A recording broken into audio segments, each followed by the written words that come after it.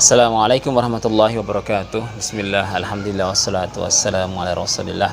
Teman-teman yang semoga senantiasa dirahmati dan semoga senantiasa dalam lindungan Allah subhanahu wa ta'ala. Siapa yang tidak kenal dengan Ustadz Yazid Jawas atau yang dikenal dengan Ustadz Yazid bin Abdul Qadir Jawas?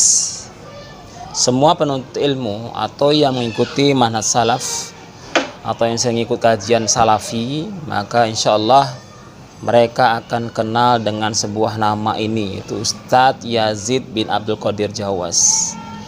Beliau adalah seorang senior dalam dakwah sunnah di negeri kita ini. Dikagumi karena dakwah tauhidnya, karena dakwah sunnahnya yang menyebarkan sunnah sebelum para ustadz-ustadz yang lain bermunculan ketika ustadz-ustadz tersebut masih belajar di Mekah ataupun di Madinah. Ustadz Yazid sudah melalang buana ke Indonesia ini, melalang buana ke pelosok-pelosok untuk menyebarkan dakwah sunnah.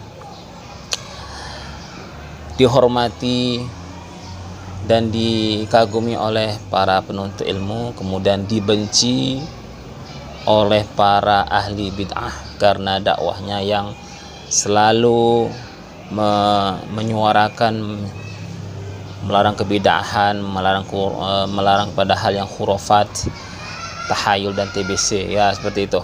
Dakwah tauhid, dakwah yang menyeru kepada sunnah, menjauhi syirik, bid'ah dan khurafat. Dan beberapa tahun yang lalu sampai saat ini masih juga beredar tentang bahan celaan bahwa dalam sebuah ceramah Ustadz Yazid menjelaskan hal-hal pembatal puasa, dan situ ada potongan video Ustadz Yazid membolehkan istimna. Nah, ini semua terus dijadikan bahan olok-olokan oleh para pembenci dakwah tauhid atau dakwah sunnah. Memang teman-teman, dakwah sunnah dimulai dengan bukan dengan mudah ya teman-teman di tanah air ini, dan alhamdulillah sekarang ini dakwah sunnah sudah alhamdulillah tumbuh subur di negeri kita ini. Ini adalah berkat nikmat dari Allah Subhanahu wa taala serta usaha dari para senior-senior dakwah sunnah di negeri ini, seperti salah satunya adalah Ustadz Yazid bin Abdul Qadir Jawas dan juga Ustadz Abdul Hakim bin Amir Abdad, ya begitu kalau tidak salah namanya ya teman-teman. Ya, hal ini diakui oleh beberapa ustadz ya, yang seumuran dengan saya teman-teman. Ya, seperti Ustadz Syafiq Riza Basalama dan Ustadz Badrus Salam, kemudian Ustadz Zainul Abidin. Perjuangan Ustadz Yazid dalam kisahnya ada sampai diserbu 1000 preman sampai rumahnya hancur. Kemudian ketika dakwah ya tidak ada sambutan, tidak ada fasilitas akomodasi, tidak seperti sekarang. Ustadz Masya Allah, kalau datang ke sebuah kajian insya Allah akomodasinya aman, ada jemputannya, ada nginap di hotel, Masya Allah lah. Sekarang lebih baik ya, para penuntut ilmu ini sudah sadar bagaimana pentingnya para ustadz-ustadz yang yang mengajarkan sunnah-sunnah itu, sehingga penghormatan mereka, penghormat para penuntut ilmu kepada para ustadz yang mengajarkan sunnah dan dakwah tauhid ini luar biasa. Inilah teman-teman beberapa kisah dari para ustadz yang menceritakan bahwa bagaimana perjuangan Ustadz Yazid Abdul Qadir Jawas dalam menyebarkan dakwah sunnah manhaj salaf, dikagumi ataupun dibenci oleh para ahli bid'ah. Mari kita saksikan. Anda pernah ke rumahnya beliau? Anda ngomong sama beliau, Ustaz kayaknya perlu cerita. Cerita apa? Cerita perjuangan. Bagaimana dulu, bagaimana antum menyampaikan agama Allah ini. Sekarang baru terasa saja. Bagaimana beliau diusir dari satu masjid ke masjid lainnya. Hafizahullah ta'ala. Sampai beliau pernah cerita ketika ngajar dulu di Dewan Dakwah. Beliau naik bis dari Bogor ke Jakarta. Naik bis, beliau cerita, ya gak ada yang nyambut. Turun dari bis, makan siang, beliau di warung di depan Dewan Dakwah. Makan di situ. Habis itu beli air untuk diminum di meja kajiannya. Sendiri. Beliau habis kajian, sampai beliau cerita kajian, tambah rame, tambah banyak hadir. Tapi gak ada yang nawarin mau ngantarkan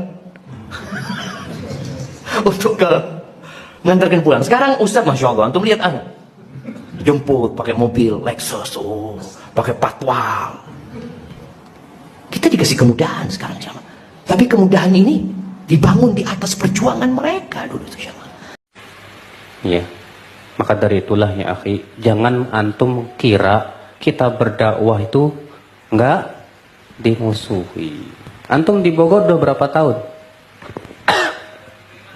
Tahu kisah Ustadz Yazid dulu di Serbu tahun 98? 1000 pemuda preman sampai rumah beliau hancur. Alhamdulillah beliau diselamatkan di lab belakang oleh para polisi. Iya. Kalau enggak meninggal semuanya satu keluarga. 1000 pemuda, buah parang, buah golok, Pak. Bayangkan. Subhanallah. Tapi dakwah harus jalan terus, Mas. Tidak akan pernah berhenti, insya Allah. Saya dulu itu masuk Libya NO, mendapati beliau itu sudah mendakwahkan sunnah. Ya. Saya masih belum mendapatkan hidayah kepada sunnah. Beliau sudah mendakwahkan, dan dakwahnya beliau sampai hari ini tidak ada perubahan. Tauhid, akidah, manhaj, memberikan peringatan kepada umat akan bahaya syirik, bid'ah, dan khurafat. Dan sampai hari ini dakwah keduanya adalah mubarakah, diberkahi oleh Allah. Demi Allah ya ikhwan, dulu tidak ada istilah sunnah dikenal oleh masyarakat awam. Ya, tidak ada. Ya, ketika saat saya di Libya, beliau sudah kutu buku, membaca buku, menghabiskan waktu-waktu dan umur remajanya di maktabah, di perpustakaan Libya, Syekh Abdul Hakim Addad. Semoga Allah merahmati beliau, semoga Allah Subhanahu wa ta'ala menjaga beliau. Ya teman-teman, video-video tersebut semoga memberi inspirasi bagi kita bahwa tidak mudah bagi seseorang untuk menjalankan sunnah atau mengikuti dakwah sunnah ini, dan jangan mengeluh, tetap teguh di manhaj salaf sampai akhir hayat. Terima kasih teman-teman sudah menyimak. Assalamualaikum warahmatullahi wabarakatuh.